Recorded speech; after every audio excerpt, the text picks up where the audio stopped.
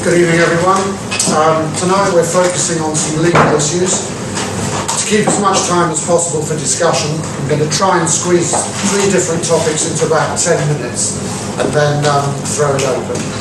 So hang on to your hats and here we go.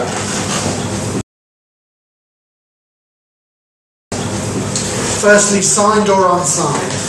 This follows on nicely, for those of you who were here last month, from what we were discussing at last month's clinic, which was basically whether getting noticed by A&R is still important or whether DIY is now the order of the day in this brave new world. When I started out, back in the Stone Age, getting signed really was the holy grail. If you got signed, you made it. If you didn't, you were a failure. It was almost as stark as that. How have things changed? Well, it's largely down to the advances in technology over the last couple of decades. The internet is the single most significant factor in this revolution, allowing artists to cut out the middleman and deliver their music direct to an unlimited number of consumers all over the globe. That would have been unthinkable 20 or so years ago. Rest in peace, Steve Jobs. Until relatively recently, you'd have had to book time in a commercial studio to come up with a half-decent recording, even for a demo. Now, readily available and affordable software allows you to produce pretty sophisticated stuff in your own bedroom, and many artists have successfully done just that. So, do you need a record deal? And if so, how do you get one? I get calls almost every week from people saying, I've tried to send my demo to record companies, but they tell me that they don't accept unsolicited demos, so can you send it in for me? I usually decline these invitations, firstly because I don't see it as part of my role to second-guess A&R decision makers, but more importantly because, despite what they tell aspiring artists, I don't think labels are genuinely receptive to that type of approach anymore, unless something so gobsmackingly brilliant drops out of the sky that they simply can't ignore it. One of the main functions of record companies used to be a thing called artist development, but that's largely all gone. Nowadays, it's all about wanting an instant return on their investment. Increasingly, labels are sitting back, waiting for the artists to do all the groundwork, create their own buzz, and only then do they step in and offer to take them on, taking all the credit for having discovered them in the first place. So increasingly, the message is, don't just send demo CDs to record companies. The chances are they won't even make it out of the jiffy bag. Get out there, make a noise, both literally and figuratively, and get noticed. If you do get some A&R interest, take independent advice, find out exactly what's on offer. Tom Waits summed it up best in his lyric, "The large print giveth and the small print taketh away." Contracts and offers are not always what they seem, but you don't have to go down the A&R record label route. Things are changing, artists are getting organised like never before, and the opportunities are there if you can put together a team that know what they're doing. When I was a lad, the holy grail of getting signed was the opportunity of selling lots and lots of records.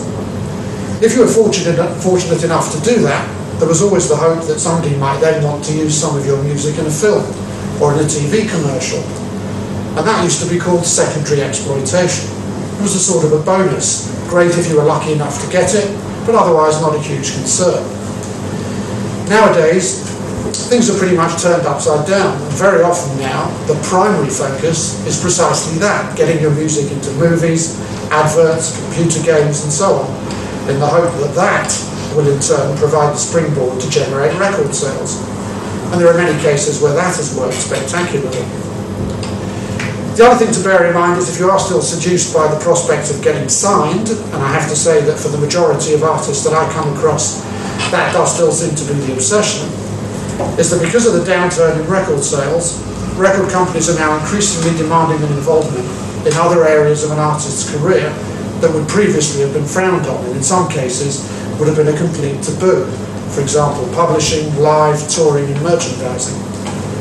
360 deals is what these are charmingly called, and if you're offered a deal by a label, you'll probably have to weigh up very carefully how far you're willing to cut them in on some or all of those areas. So let's move on to a word or two about management. Do you need a manager? Well, it depends. It depends largely on the type of artist you are. For example, if you're a band that's constantly on the road, the chances are you'll need a manager. If, on the other hand, you're primarily a studio-based producer, then you might be able to survive without one, at least in the short term, relying on your lawyer to handle whatever's needed on the business side.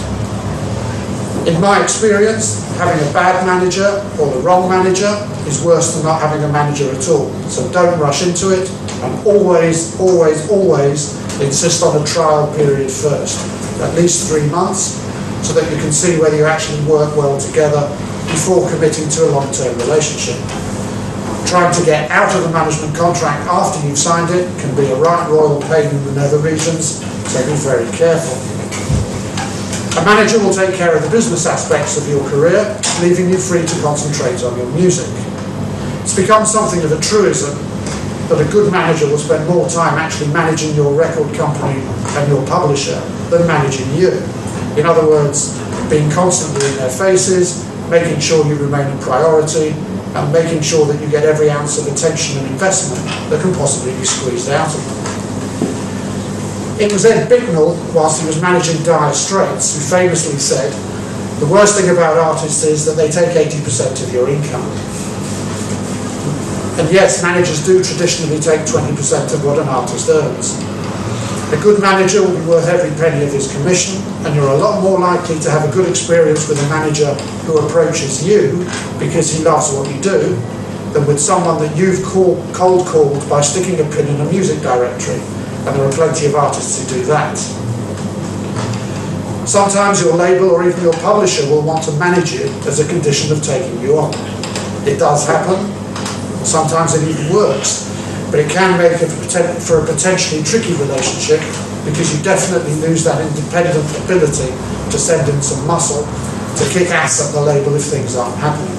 If you get into that position, you'll need independent advice. Let's move on finally to a word or two about band agreements. How would you feel if your fellow band members suddenly told you that they'd had a meeting the previous night and decided they no longer wanted you in the band?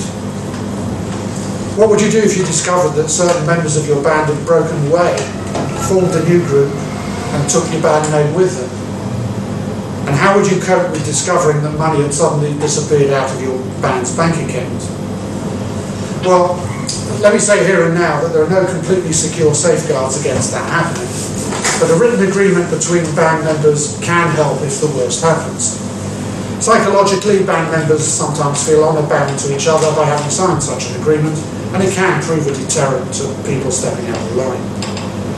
I always describe a band agreement as a sort of an insurance policy. You don't insure your house hoping that it burns down just so that you can claim on the policy. And in the same way, a band agreement is an insurance against things going wrong. You sign it, put it away in the drawer, and the best thing that can happen is that you never look at it again, but at least you know it's there if you need it. And it's not all negative stuff. The agreement will cover such pleasurable things like how you divide up all the money that you earn. But even that can be a source of dispute if it's not handled properly. Band agreement will deal with things like ownership of the band name, what happens to it if the band splits, or if people leave, or if other people come in. It'll cover things like how the band makes decisions on things. Do you need a majority vote, or does it have to be unanimous? What happens if there's a deadlock? It may set out a framework for band members being involved in other projects outside the band. Can they do that? And if so, on what terms and conditions? Who takes priority? What if there's a conflict? How you deal with each issue is a matter for discussion and decision by your band. There's no real one-size-fits-all formula. It's a case of coming up with a structure that works best for you. And if you're still not convinced, you should know that unless you've set up some other kind of legal structure, like a company for example, the band is legally a partnership. And what that means is that each member of the band is jointly and individually responsible for the actions of their colleagues. So if one band member, for example, borrows money or orders goods on behalf of the band, any one or more, or all of the band, are liable for payment. And they can be sued for that money, either together or any of them individually, even if they knew nothing about it at all. So band agreements are really relatively cheap and easy to understand. They often represent a band's best investment. If you're in a band, you should really get one. Okay, that's enough of the formal stuff. Let's open this up to general discussion. Anybody have any comments or questions on any of these topics, or want to set the ball rolling?